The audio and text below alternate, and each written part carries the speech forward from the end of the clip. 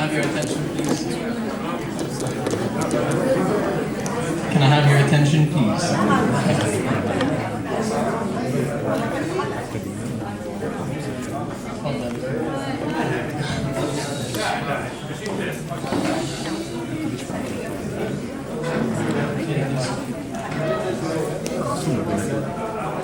Assalamu alaikum.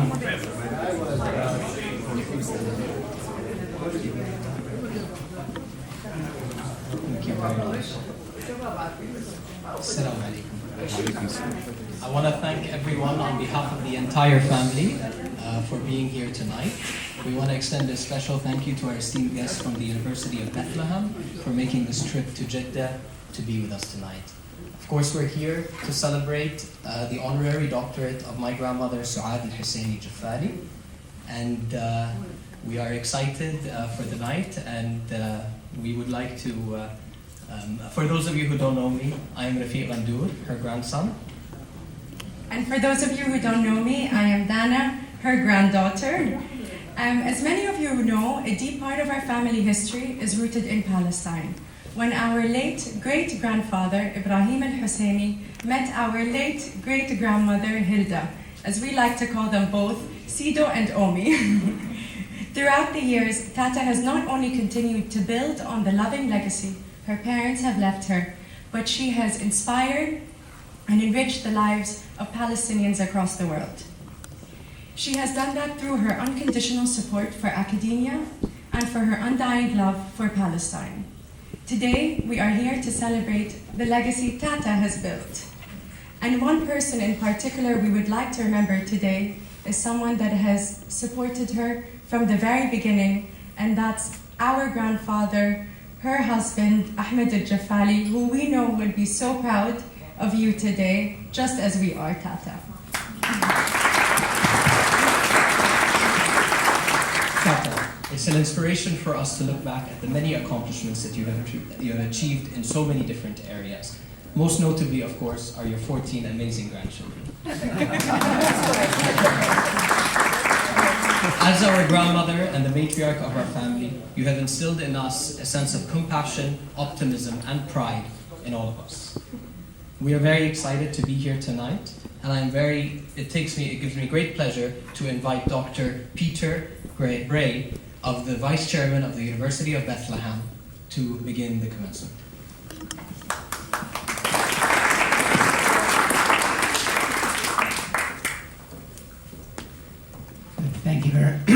Thank you very much, and I extend also a very warm welcome to you all, and particularly a thank you for coming. We have tried many times to arrange this event, trying to get Mrs. Juffali to come to Bethlehem, where I'd have loved to have had her in front of our students and be able to talk about her there, but that hasn't been possible. And we tried earlier this year, the year before, to try to get this event here. So I'm really, really pleased that this time we've been able to do it and to be here with you. Bethlehem University is a place that began back in 1973. And I think what Mrs. Juffali has epitomized is a value of education. And that's something that we value very much at Bethlehem University, and are very proud of the students who are emerging from Bethlehem University and treasure that as well.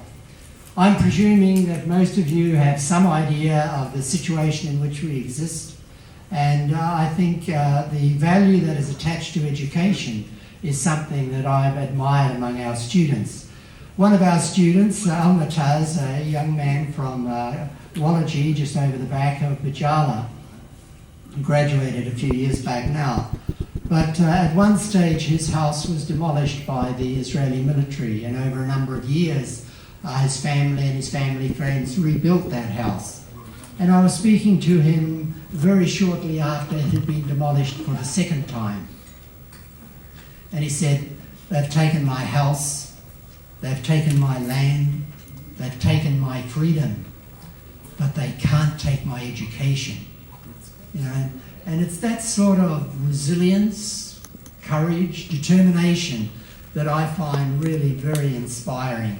And I think it's because of people like Mrs. Juffali who have an awareness of the value of education and the commitment that Bethlehem University has to education, and have been prepared to support us, that those sorts of things can happen. I think the value of Bethlehem University to Palestine, for me, is becoming more and more evident.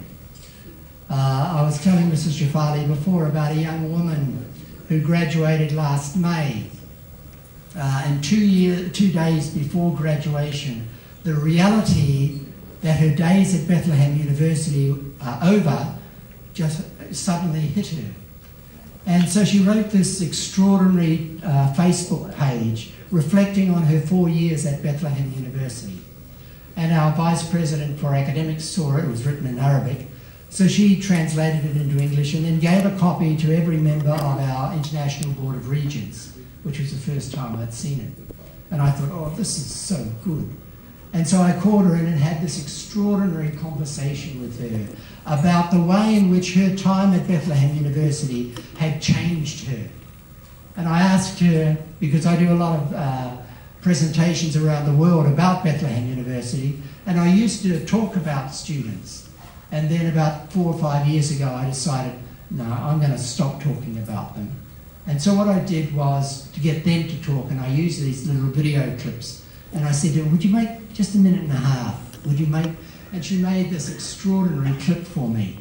And I won't go through it all. But she mentions in there how being there had changed her. And at one stage she talks about the fact that when she came to Bethlehem University, her whole world was one colour, my colour. My horizons were narrow and shallow. But being at Bethlehem University had changed all that. And the variety of ideas and attitudes that she was exposed to. And she said that as a result of being there, that her heart had been touched by peace, that she had become a living conscience, and she was so aware of and committed to try to make this world a better place. But the thing that really touched me was she finished off by saying, above everything else, Bethlehem University has taught me what it is to be a human being. And I thought, you know, we've taught her some maths, we've taught her some English, we've taught her also, but the thing that really touched her was she was a whole person, or moving towards being a whole person. And this was what was really important to her. And that's one of the things, I suppose, that I'm conscious of. And she's a 22-year-old girl now. And what I'm aware of is that when she gets married and brings up her children, they are going to be influenced by the experience that she has had at Bethlehem University. And so the way in which Bethlehem University is influencing Palestine is becoming evident, it seems to me, through the young people who are emerging from that school. I could go on and on and on. I'm just a little bit passionate about it. But for me, I find it really difficult at times to believe that at this stage of my life, I have the opportunity to be there and to be engaged with students like that, and to see, I've been there 10 years now, and to see little secondary school students come in and watch them grow into these confident, articulate, knowledgeable young people who are going to make an impact on what Palestine is going to be. So I think Bethlehem University has a very real and very significant role to play in the way in which Palestine is going to emerge. I'm often asked, how do I see the events or the issues in Palestine and Israel resolving themselves? And my response has been, the longer I am there, the more difficult it is for me to see how it is possible for peace to come. But when I think back 40 years, I said exactly the same thing about South Africa, about Northern Ireland, about Germany, about East Timor. Yet somehow, beyond how I could understand it could happen, peace did come to those places. And that's the hope that I hold on to, that somehow, beyond my understanding of how it can happen, peace will come. And when it does come, what's Palestine going to need? Educated, resourceful, creative Palestinians. And that is why Bethlehem University is so important, because what we are doing is helping to create that pool of people who are going to make the new Palestine. And so that's why I'm committed to it, that's why Mrs. Juffali is committed to it, and that's why we gather tonight to recognise the contribution that she has made, not only to Palestine, but to the wider world in highlighting the importance of education. So I'd now like to take the opportunity to read the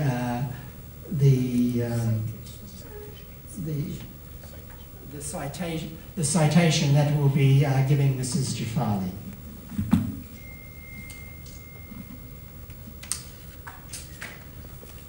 Okay. Suad Husseini Juffali, you were born in Jerusalem on the 11th of August 1933 to the prominent Jerusalemite al-Husseini family who had suffered tremendously at the hands of the occupiers. Your parents had 2 children and you the only daughter. You received your primary education at St. Joseph's School in Jaffa, Palestine, but like many were forced to flee Palestine to Lebanon in 1948. The Kingdom of Saudi Arabia became your new home from 1949. Having completed your high school, you proceeded to obtain your bachelor degree in 1954 at the Beirut College for Women, which later became known as the Lebanese American University in Beirut. A month after your graduation, you married your late husband, Sheikh Ahmed Juffali, who was a passionate entrepreneur and played a major role in the development of the energy sector in the Kingdom of Saudi Arabia.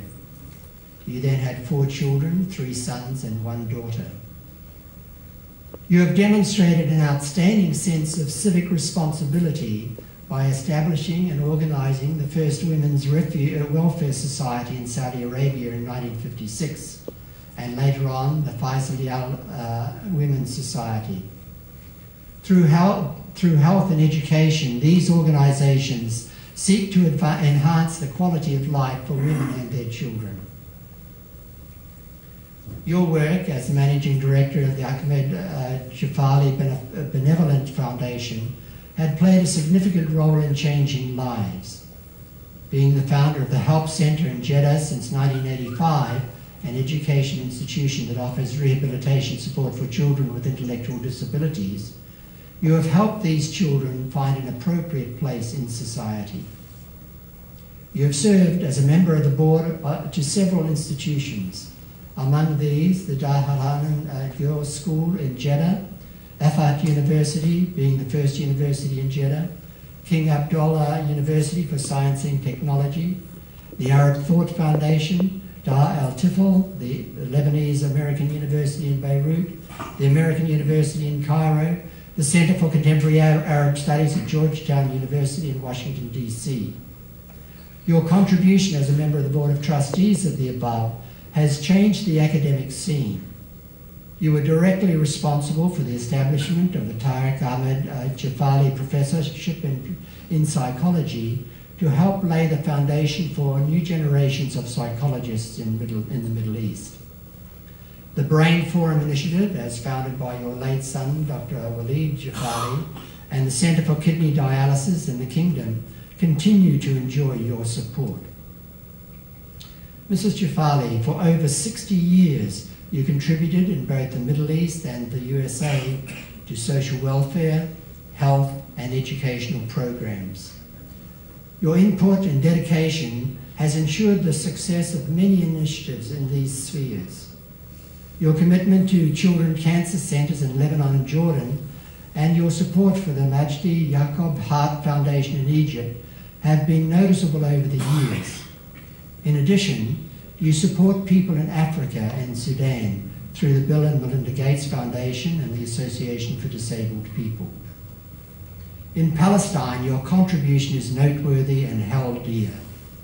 Your support of Al-Maqasad Islamic Hospital in Jerusalem over the years enabled them to continue to serve the Palestinian people. You are a member of the Board of Trustees of the Friends of East Jerusalem Hospitals Committee, as well as a member of the Faisal Husseini Welfare Society and the Bujar al-Lukluk Social Centre Society. At Bethlehem University, you have set up an endowed scholarship and additional annual scholarships funds for needy disabled students. Your generous contribution towards the Tariq Juffali Faculty of Nursing and Health Sciences will enable Bethlehem University to expand the faculty and offer first-class education to future nurses of Palestine.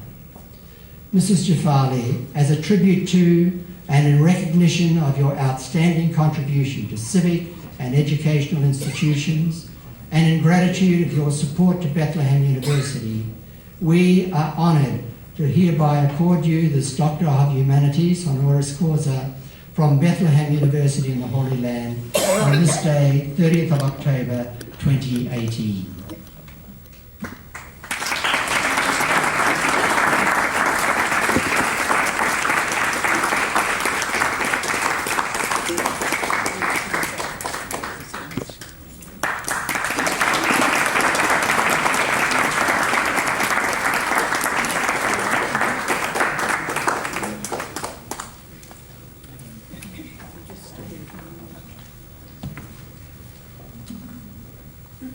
By the authority of the governing boards of Bethlehem University and upon the recommendation of the Executive Council of the Executive Council, the University confers upon Suad Husseini Juffali the degree of Doctor of Humanities Honoris Causa with all the rights, privileges and responsibilities pertaining to that degree, given in Jeddah on the 30th of October 2018.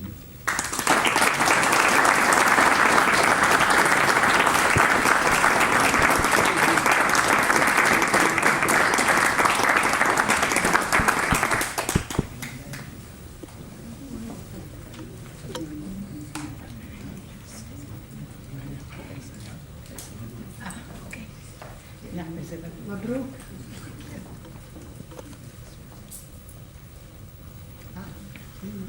اوكي عم يحصل شيء ولا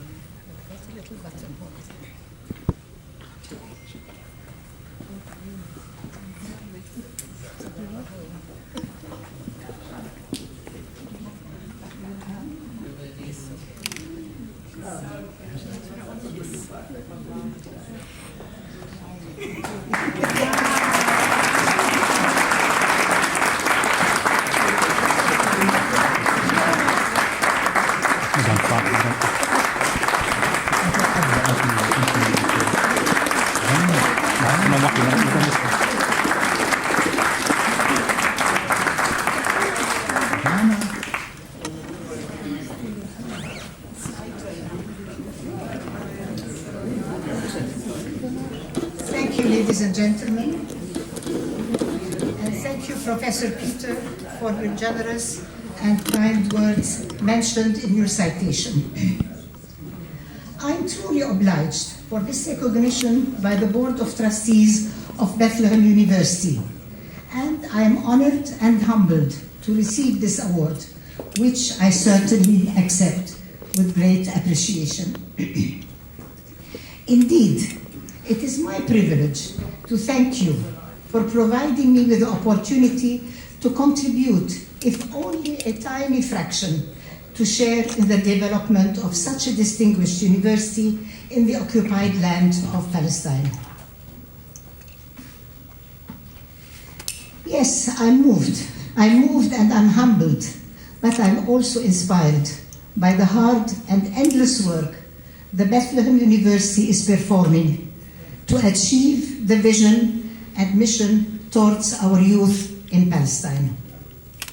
Thank you for providing the Bethlehem University with an excellent and well-balanced education, thus enabling them to rebuild their shattered lives by giving them hope, by giving them the imagination and the reimagination for the future, as well as reconstruction of their country at a time when resources are as tight as they are now. Every dollar that goes towards building sustained lives is a dollar well spent. It is an investment for more peaceful and productive times for all of us. Here, I just would like to give a word of gratitude and express my sincere thanks to all my family members and friends who supported me all through these long years and long journey to achieve my vision and aspiration. Thank you, kids.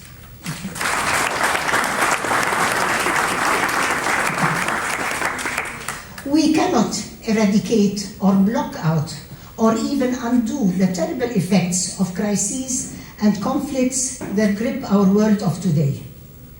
We cannot forget the exodus and the diaspora of the wars. But with the support of God Almighty, good universities and schools, and generous people like you can all contribute and give the youth a reason for hope for a better life, a road to recovery, and the courage to survive. By enriching their lives with education, aspiration, confidence, and justice, and by promoting sustained future for them with optimistic outlook in this unsettled world. Father Peter, you so kindly mentioned various philanthropical activities I am involved in. I did not know, I'd never counted them really.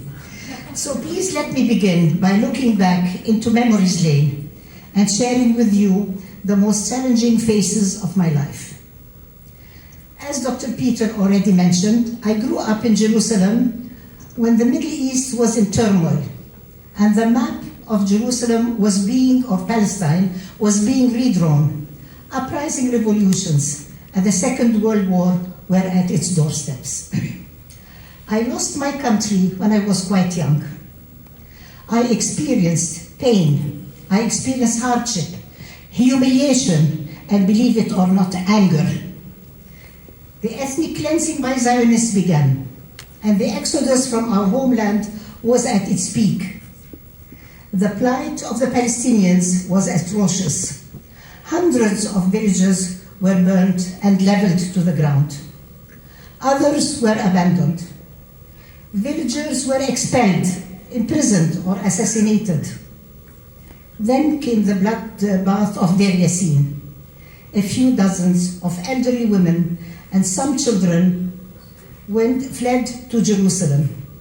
Orphans were accommodated by some Arab families. Schools were shut down. Other cities surrendered. The days of terror persisted.